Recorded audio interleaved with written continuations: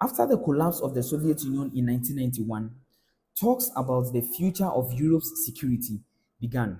Now, during the negotiations over German reunification, the US Secretary of State, James Baker, told the leader of the Soviet Union that NATO is never going to expand towards the east. They are not going to move an inch. The only mistake was that this assurance was just verbal. It was never written into a treaty.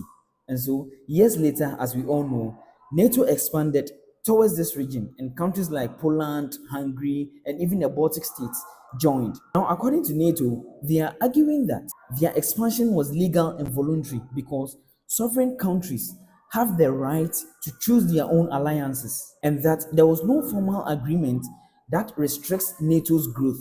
But Russia was also arguing that this was a promise that we made after the collapse of the Soviet Union. And so it kind of feels like a big betrayal right here. Years and years and years later, we all know what this evolved into.